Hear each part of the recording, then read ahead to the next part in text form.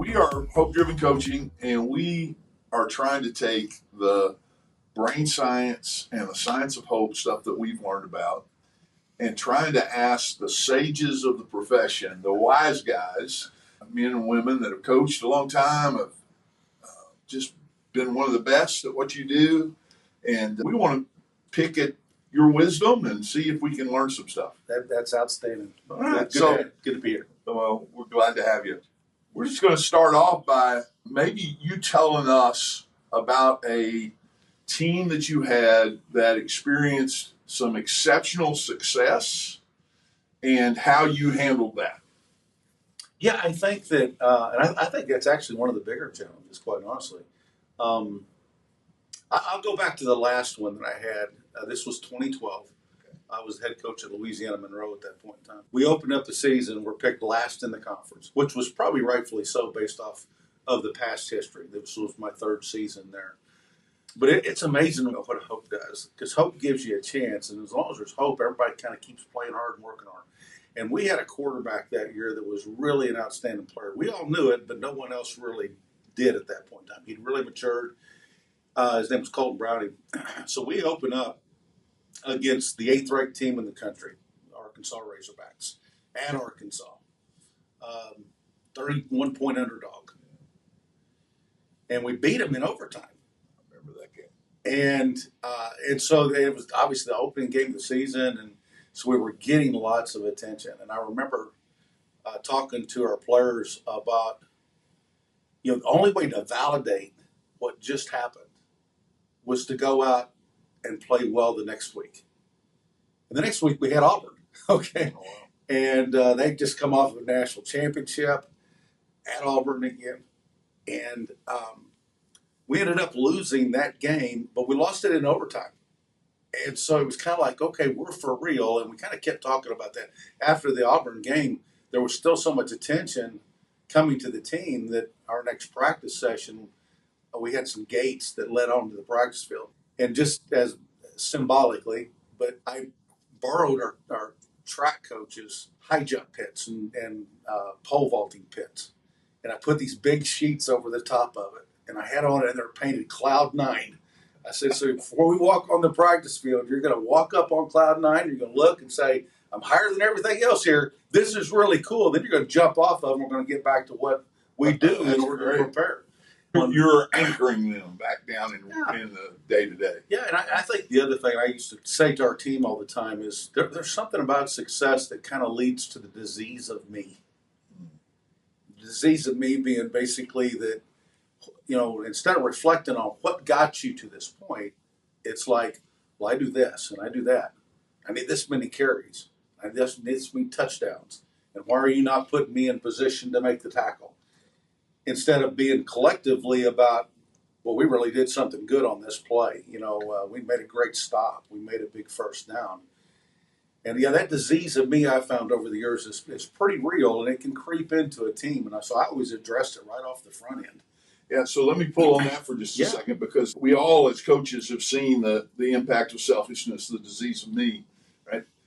But the brain science behind that is that regulation happens better in community. So like if I'm a part of doing something together with you, then my brain is able to stay more regulated, more open for business than if I become consumed about me, because then now my brain's thinking about all the consequences for me instead of thinking about the bigger picture, the things that I've been taught that are in the smart part of our brain that we operate out of when we're performing well. Yeah. So good coaches address that right away. Yeah, and I think it's harder nowadays, too, with social media.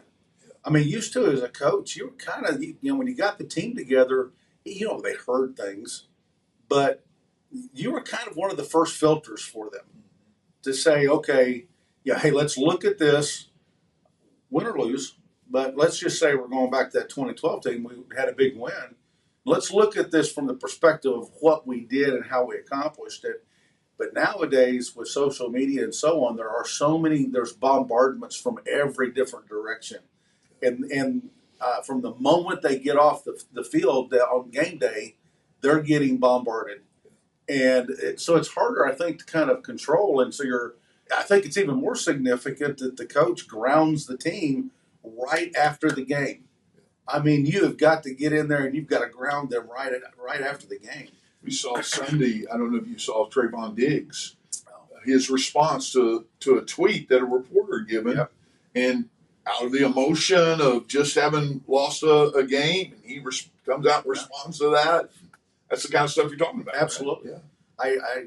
I don't know if it's doable in these days, but my last year as a coach, I was not on social media, but I had someone go through all of our players' accounts constantly looking for things. And not necessarily to scold the players so much, but just to understand the messages that they were getting. Okay, what is the tenor of this whole social media at this point in time? Just to kind of try to hit some things off, because I do think it's important. Okay, so you've talked about grounding your guys in reality, enjoying the experience. I mean, Sure. I mean, Absolutely. we're there, Yeah. but here's how we get there, and it's come back to work. You talked about avoiding the disease of me. Anything else? The success? I've always kind of found I was head coach at 3 different places Right. that didn't have success, and I always kind of found it was easier to get them to think of things in the future that were going to be good for them than the opposite of that in dealing with the disease of me. The disease of me was always much harder for me to eradicate from the team than the defeatism, The hope giving stuff. Yeah, Yeah, the hope giving. That's the defeatism that when you take over a program that has not done well. That one actually, you can direct things and you can point to growth and you can do a lot of things that all of a sudden, gives teams hope, and hope generates belief, and belief generates wins. There you go. So let's talk about that for a minute, because the reality is a lot of coaches are dealing with the adversity of defeats and coming into losing programs, and sometimes the hardest thing to get to is to teach a team how not to lose. Absolutely. Because one of the things the brain does is when you've experienced trauma, or in this case defeat, which is a form of that trauma, you anticipate more trauma. Something starts to go wrong, you just expect it almost to keep rolling. And so a lot of times you have to, as a coach, you have to teach players not just how to win, but how not to lose. Absolutely. How not to let that ball start rolling down the hill the wrong way. Yeah, momentum, as we were talking about off air, is a huge thing in sports. And you're right in the sense that there were certainly my first year at places. A lot of times you were dealing exactly with, we're tied going in the fourth quarter, and there's not a lot of excitement on the sideline because everybody's like, "What are we going to do to mess this up?" And instead of, "Hey, we're there. Let's make this happen. Let's dig a little deeper." And so, how do you change that? I keep saying it. I think hope is one of the most powerful things there is. And so you've got to find ways for your team to believe that someone is getting ready to make a play. I used to tell my coaches all the time, that first recruiting class, I said, we need to find us a bell cow, someone that basically, and I don't care how big they are, because a lot of times the athletes that can make the biggest difference tend to be on offense, and they tend to be a guy that can just score from any place on the field. So let's find somebody that is fast, that is quick, and that all of a sudden everybody goes, he's just one snap away. And that one snap away makes a huge difference in a team in the fourth quarter. And so a lot of times, quite honestly, Joe, it was a guy that was 5'7", 5'8", that nobody else wanted because they felt like he was too small. And he could be a return specialist or a guy that you throw a little screen to, and he just makes everybody miss and goes down the field. Sometimes it's a quarterback, like I mentioned. We had a young man that just like nobody could tackle him. And, we didn't have to be good up front in the offensive line because he was going to make everybody miss, and then he was going to throw a strike somewhere 30 yards down the field.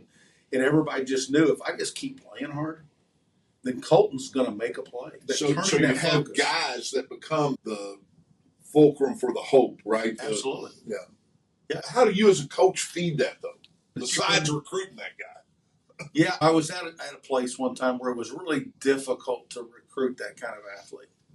Okay. And even if you did, there were so many distractions as a freshman. I'm talking about the United States military. Okay, yeah, okay. Yeah, it was really hard to play freshman there because they had so many other things going on. And so that hope kind of came around scheme, quite honestly. We changed the scheme from, at that point in time, from a wishbone to kind of more of a spread offense. It was kind of the new parts of the spread that had just started coming into college football. And so we kind of tried to sell our players on the fact that if you get behind in the fourth quarter, we're not in the wishbone anymore. We don't have to go 12 plays to score. We can score right off the bat. And so sometimes it's that getting them to believe that schematically that you've done something to give them hope. If the athletes are not there, I think the athletes are always, Sure. as you well know, Sure. It's not the X's and O's, it's the Jimmies and Joes, right? Right. Good coaches Right. come from good players. But I think you can give some hope in scheme to change their look at what's going on. Now, as a coach, a part of that is you're convincing them to believe in you, right? The brain actually receives stuff differently from someone they trust than someone they don't. I heard a coach once say, I don't have to be the best quarterback coach, but my quarterback has to believe that I'm the best quarterback coach. Right? He has to believe in that play. Absolutely. Right? Right. And so part of what you're, as a coach, you're passing on the hope that you genuinely have. If you're going to be a hope giver, you got to have it, right? And so you got to anchor that somewhere, right? In Right. what you believe, experience, who you are as a man, all those things. But you got to have a hope somewhere that you're passing on. Absolutely. And I think the timing of those things is really critical too. Will the team collectively be receptive to the message at that point in time? You know, you got to give them the message at some point in time. Whatever that message is, it's got to come between now and the next practice or now and the next game. And so trying to figure out when you think that group is going to be the most receptive to that message, that's important too. And sometimes there's a little bit of a lead up to the direct message, a little setup, if you will, in relation to trying to prepare. Give me an example of that. Yeah, I'm big on leadership too. And sometimes you bring the leaders into the room and you say, you know, here's something we've got to address. And I'm going to address this before the next game. I need your help to kind of start spreading the word a little bit that this is going to be the word for the week. This is what we're kind of doing. And I used to do that. I had a saying basically that was kind of, so I didn't have a word for the week, but I had a saying going into every ball game or every moment that this is what our focus is going to be on. Give me one of those. Okay, I love this one. It's Winston Churchill, World War II. Okay, obviously the Prime Minister of England at the time and going through some just horrific times there in Great Britain. And he said, courage is the greatest of all qualities because it's the quality that guarantees all others. And when you start thinking about that a little bit, courage is the root of everything, right? If you want to have a relationship, it takes courage to get involved, right? If you want to have success, it takes courage to take the next step. Like courage, whether it be about love or relationships or teamwork or commitment, sacrifice, dedication, all those virtuous words that we all love, they're all rooted in courage.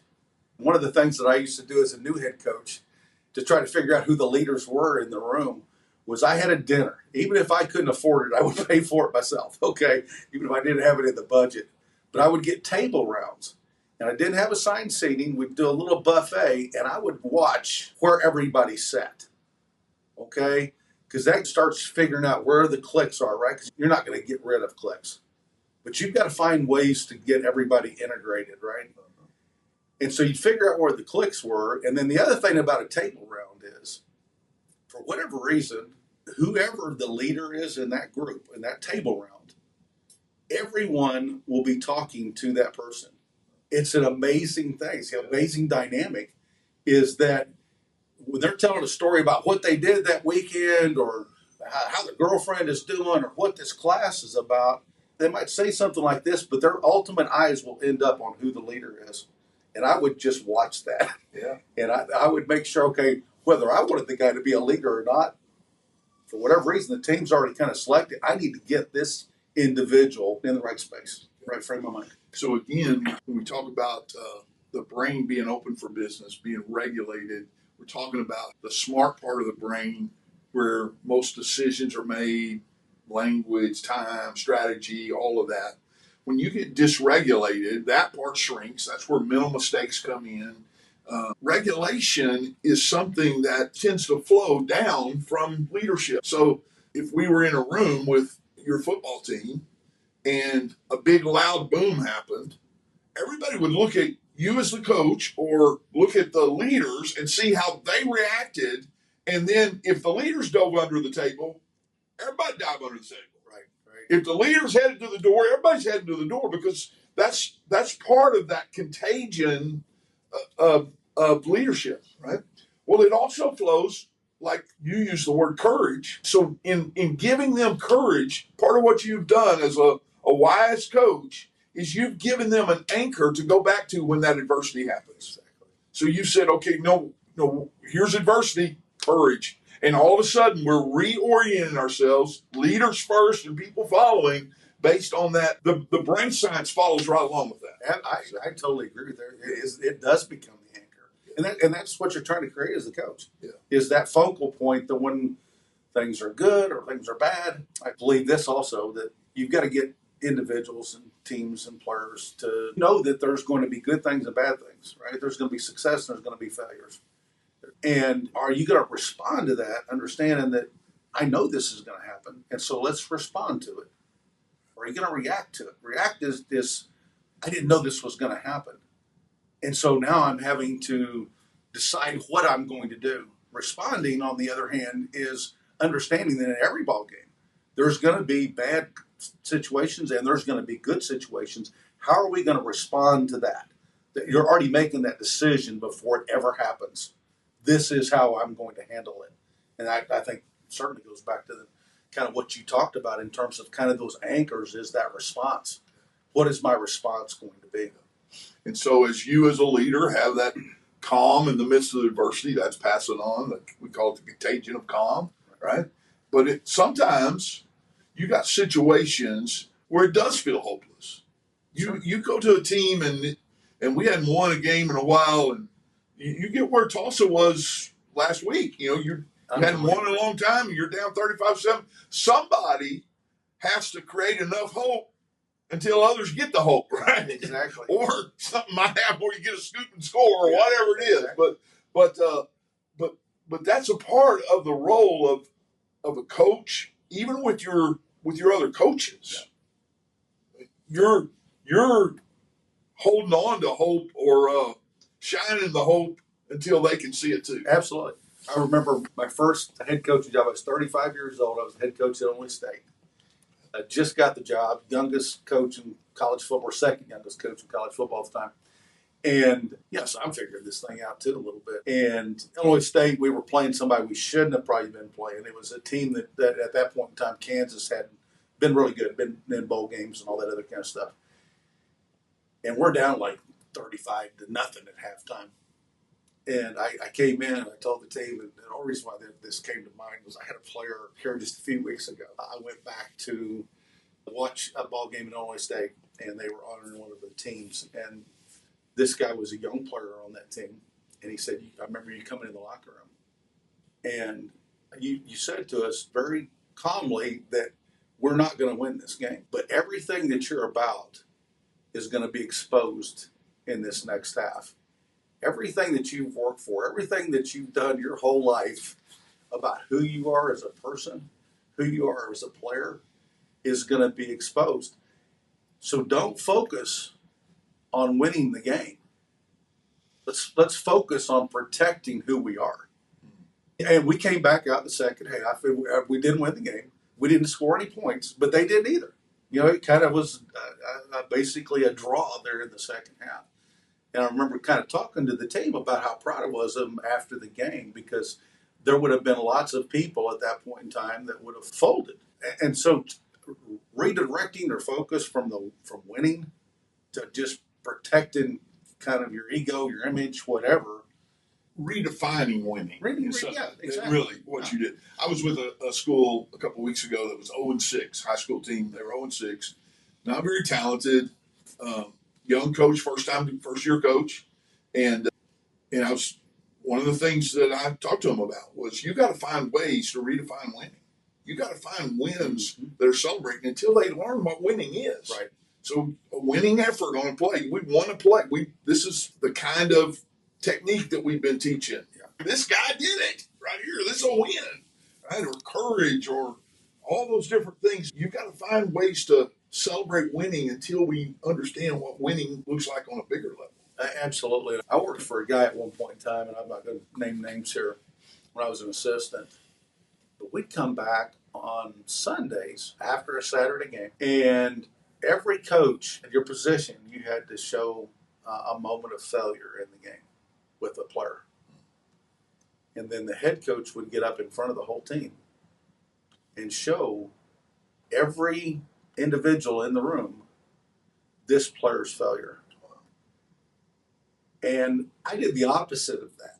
Okay, I was so turned off by that win or lose, that's how we opened up our Sunday, was showing a guy making a great play, or offensive lineman running down the field and grabbing the quarterback or the running back and pulling them up after a big run. It didn't have to be a great play. Oh, yeah. It was a great moment. It was something that we were trying to instill on the team. And so it didn't make any difference. That's how we always opened up. And that kind of framed, even if we lost the rest of the day, because we'd started off with the things that we all knew that we wanted, the things that... And guys want that. You want to be the guy that gets highlighted next, right? See, absolutely. So winning becomes contagious in that sense, even on the non-winning kind of day. That's the winning effort we're going after, and so that's really good. I'm sure other people have done it. I stumbled into it because the turnoff that I'd had from something that someone else failure. It's the same thing. The brain reacts to avoidance goes differently than achievement goes. We teach hold the ball high and tight instead of don't fumble,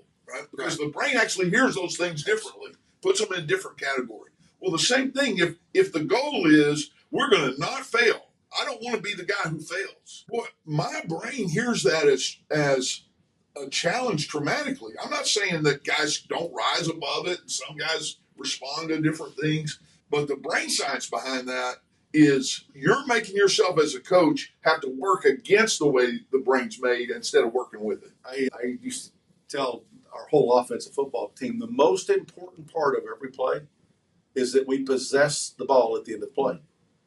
Okay, and so even whenever we might go 3 and out, I'd say, okay, here's the things we've got to make correction on.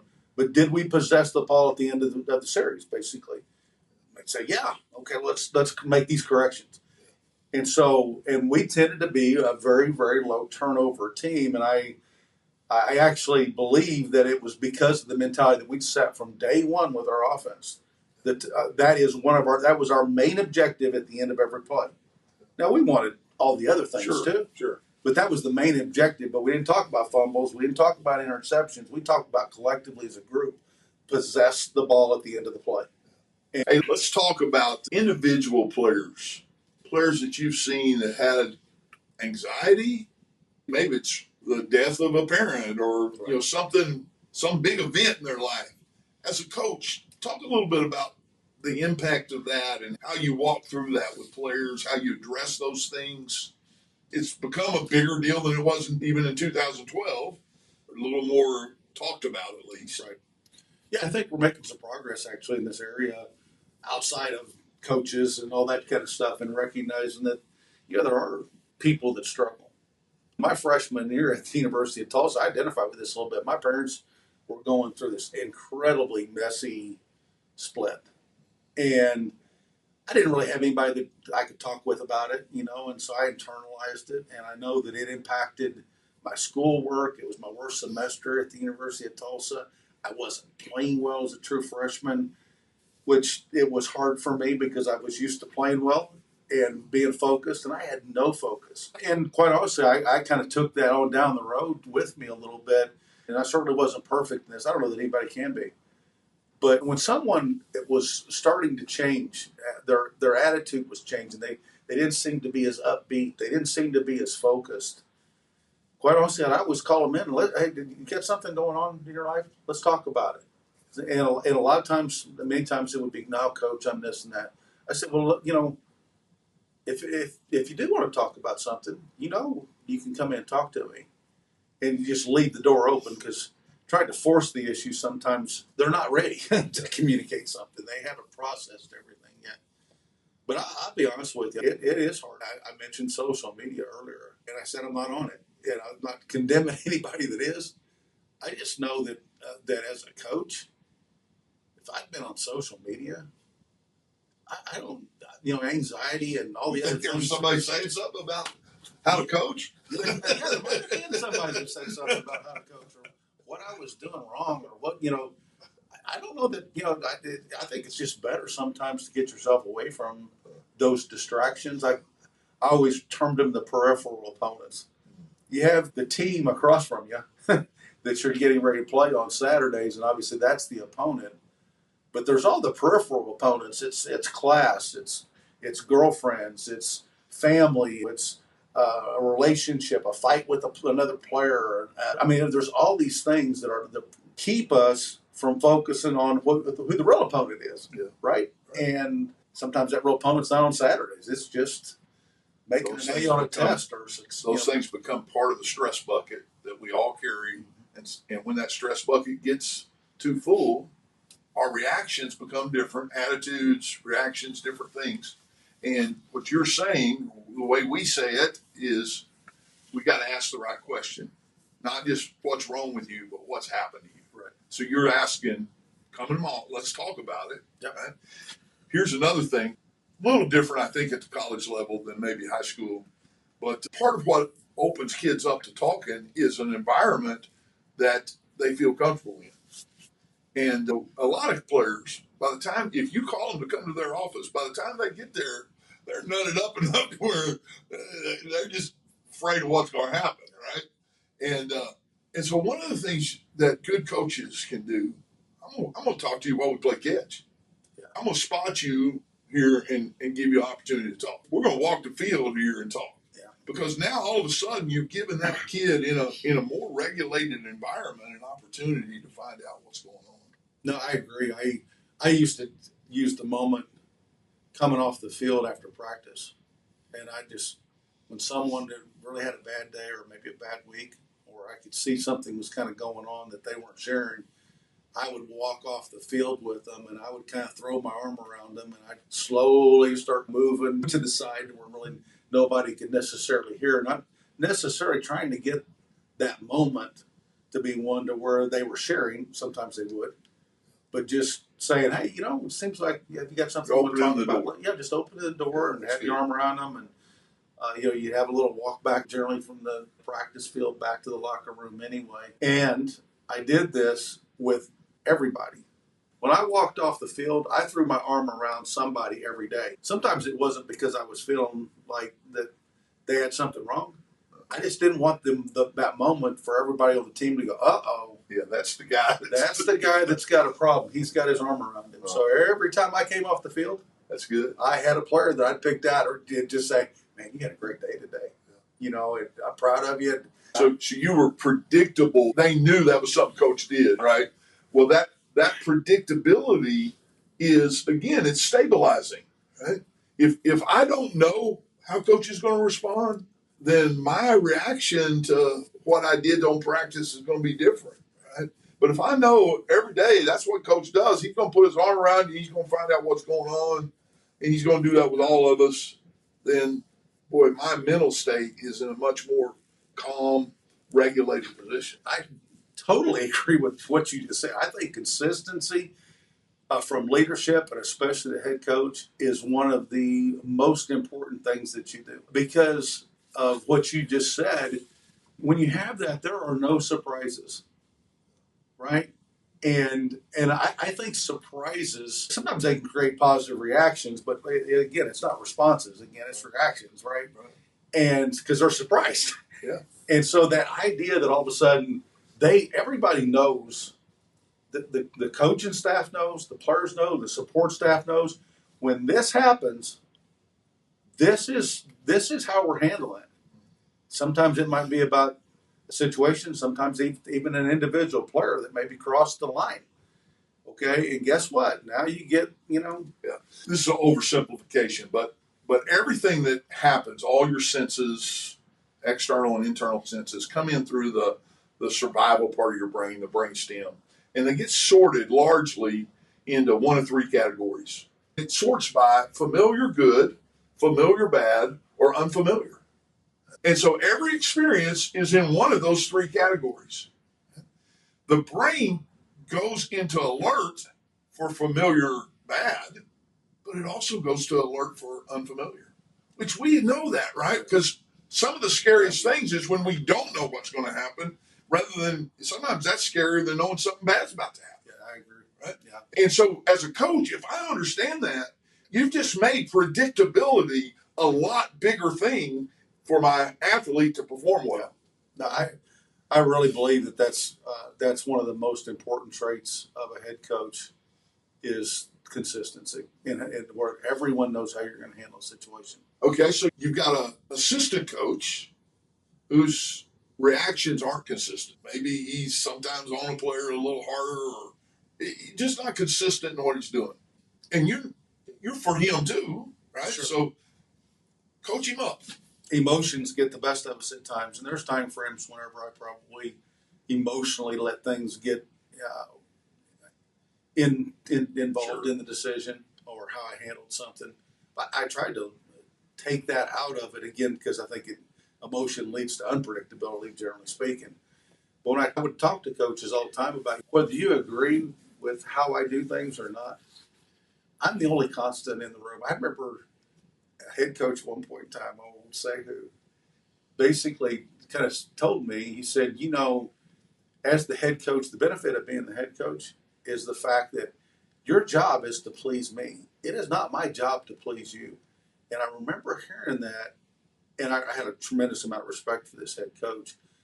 But I think that at that point in time, it was kind of like, okay, in order for me to be a good assistant, I need to figure out what this head coach has that is unique to them that they want me to do. And I certainly worked for a lot of different great head coaches. I was with Johnny Majors and John Cooper and Pat Jones, and I can keep going down the list, and I won't.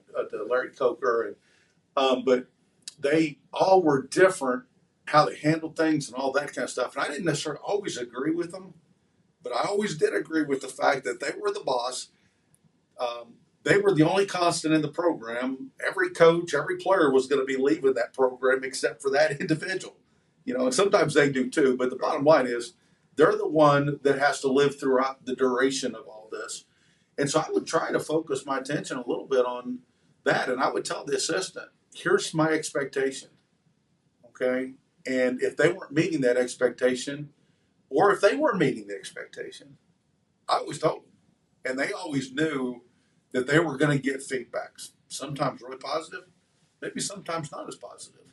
But here was my expectation until I grew them up into, and I was so fortunate that I was head coach at 3 different places, head coach for a total of 14 years, sometimes a little break in between, But my end staff, I had guys that had been with me the entirety of that time frame, 14 years, even though we'd had breaks in between. They would come back. And it was really good for me too, because I didn't have to worry about, I knew they were going to be coaching the same way that I would want to coach a player. Okay. And so I wasn't having to coach the coaches, so I could really focus on the other aspects of being head coach. You've got an opportunity to speak to some young high school coaches, and they're getting after it, trying to do the best job they can, learning. What are some things you just say, hey, here's 2 or 3 things that really are a central thing you ought to focus on? Well, I think the first one is just love your players, and that doesn't mean that I need to be buddies with them. They're not your buddy. Okay, that's not your role is to be their buddy. They have individuals their own age that they need to be buddies with. But what they're looking for is they're looking for someone that they can love too. You start talking about what that player coach relationship looks like, and Lou Holtz said this, and I'm probably not going to do great justice to this at this point in time. I hadn't even thought about this in quite some time, but he said, we're asking the same questions of each other. Are you committed? Right? I want to know if the player's committed, and they want to know if I'm committed. And they're committed to what? To success? to the relationship, to all the other things. Are you committed? Do you care about me? I mean, as a player, you want to know that. As a coach, you want to know that. And basically, are you willing to put forth the effort? Okay, are you willing to go to work? Are you going to do the things that's different than commitment? It's the actions that are involved in it.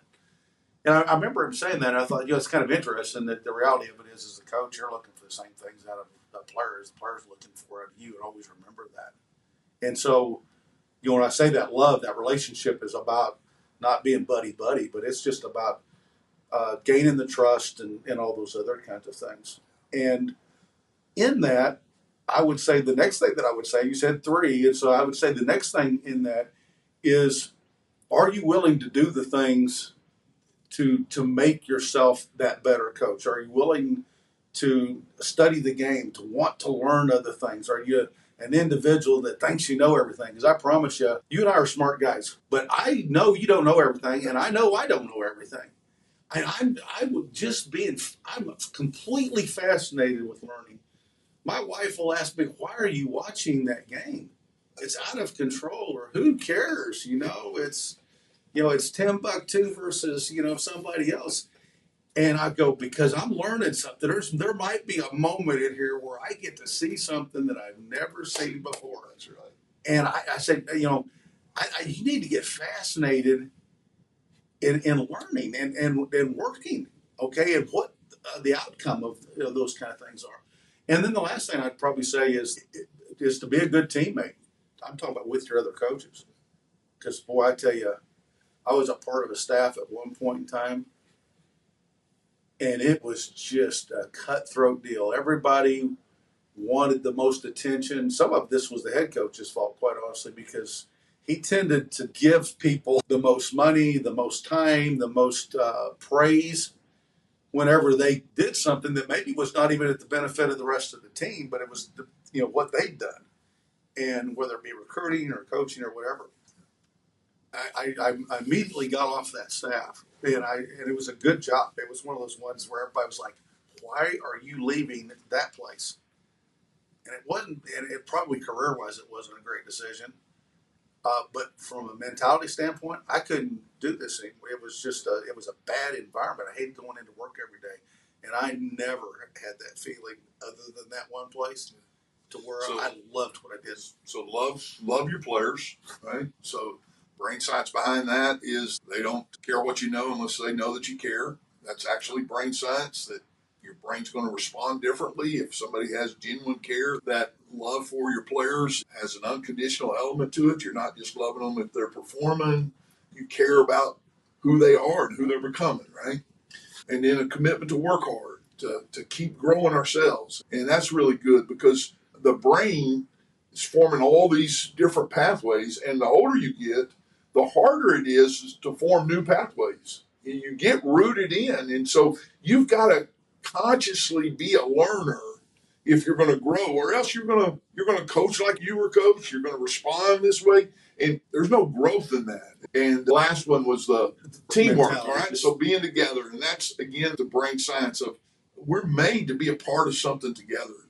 The research shows that the brain is actually smarter in groups of 3 or 4, up to 12, than it is in isolation. So you take somebody with a 110 IQ and you put him in an environment with a group of other people, the group IQ is going to rise. Isn't that amazing? It is amazing. So, and yet, too often, we try to do stuff on our own. And as a coach, think, well, I'm smarter than everybody else, so I'm going to figure this out. And even if you are the smartest guy in the room, you're going to learn from people that aren't as smart as you. Absolutely. That concept of being a part of something together is really important. And you're modeling as a staff what you want for your team, right? Yeah, absolutely. And one of the very best things about having played football is that brotherhood, that team, being a part of something together, working hard at something. I had a great compliment at one point in time where I took it as one. I had a player come back to me. We were just coming into a program. And again, a lot of the staff had been with me for years. And apparently the previous staff had lots of turnover and so on. And the player came up to me after our first spring. And I said, Eric, how's it going today? Everything going well? He goes, Coach, it is. And he goes, you know what's amazing? And I said, what? I was like, didn't have any idea where he was going to go with it. He said, everyone on your staff, they all say the exact same things. It's like everything that we hear is the same. And he goes, that's so much different than the past staff. And I said, well, how does that make you feel? And he said, like we're on a mission. There you go. That's good. And I thought, what a neat thing. I took that as a huge compliment. Sure. And I actually relayed that to the staff that next morning. This was probably one of the most prideful things. This is how the image that we're portraying, and this is how the team is taking it. I was with a college player, football player, that he'd been a special teams player, backup, never really, never started, but had gone through 5 years of college football. And he was telling me about how, his experience was, sometimes he looks and says, well, I didn't achieve stuff. And he said he was with some teammates. This happened last week. He said he was with some teammates, and that's the hardest thing there is to go through all the work of the whole process and just be a part of the team. But those guys matter too. I actively searched them out as a head coach. I would actively search out coaches that necessarily didn't make the NFL. It's not that NFL coaches or NFL players make bad coaches. I've had several. But the ones that I always found were the great coaches were the ones that actually had been injured in college. And because they had still something that they had not quite accomplished. They had still, it wasn't finished for them. And so there was just a little bit more, maybe a little more drive. And so I actively searched out guys as I was looking to do staffs that had a moment like that because they were unfinished. Yeah, that's good. Anything else you want to say? I think I'm good. That's good. It's fun. I appreciate it, man. I appreciate you. Yeah. It's been fun. Yeah.